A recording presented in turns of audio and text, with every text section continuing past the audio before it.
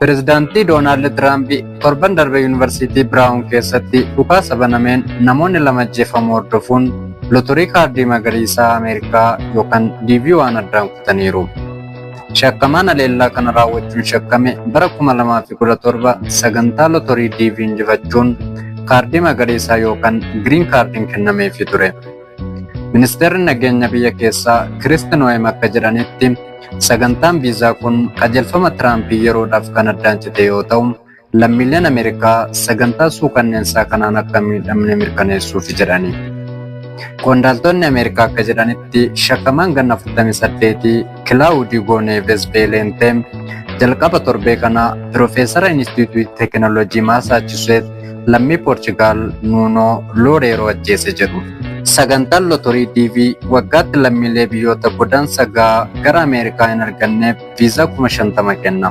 Akkasumas carraa lammummaa USA akka argatan taasisa.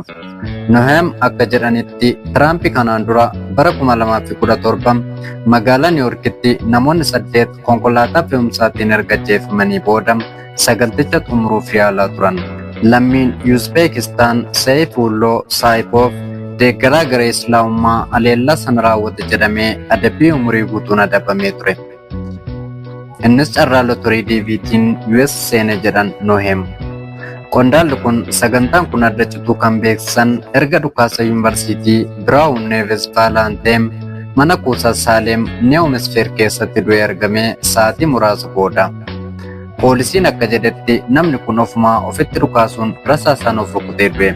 Sakatta'insa guyyoota 6 booda poolisiin dhumarratti namni barbaadamaa ture bakka balaan kun itti dhaqqabetti argamu mirkaneesse. Reenfa shakkamaa cinaatti borsaa fi meeshaan waraanaa 2 argameera.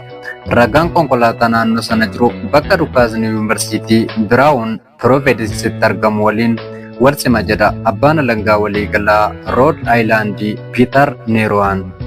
Pireezidaantii Yuunivarsiitii Biraawun Kiristiinaa Paaksaan akka jedhanitti Neeves Baalantee mana barumsaa beekamaa kana keessatti kan galmaa'ee fi dooktorummaa isaaf fiiziksii barachaa kan ture himaniiru. Itti dabaluudhaanis Biraawuniin wajjin walitti dhufeenya akka hin qabne dubbatteetti. Aangawoonni akka himanitti Neeves Baalantee Piroofeesara Inistituutii Teekinooloojii Maasaachuseet ganna 47 Nuunoo Looreeroo guyyaa wixataa mana jireenyaa isaarraa gara maayilii 80 fagaatutti rasaasaan rukutamee ajjeefame. Namoonni lamaan bara 1990 keessa Yuunivarsiitii Poorchugaal keessatti baratan jedha poolisiin. Aangawoonni akka jedhanitti shakkamaan kun yakka kana kan raawwachuu ragaan viidiyoo kaameraa nageenyaa irraa argamee fi kanneen Yuunivarsiitii Biraawunitti ijaan argan irratti hundaa'uun ta'uu himaniiru. Konkolaataan kun naannoo bakka dhukaasni itti banametti argame. Aangawoonni haleellaa lamaanuuf sababni maal akka ta'e ifa hin baafne. Muddee 13 bara 2025 namni qawwee hidhate tokko gamoo mana barumsaa injinaringii Yuunivarsiitii Biraawun seenee dhukaasa banuu barattoota 2 ajjeesee 9 immoo madeesse jedhan.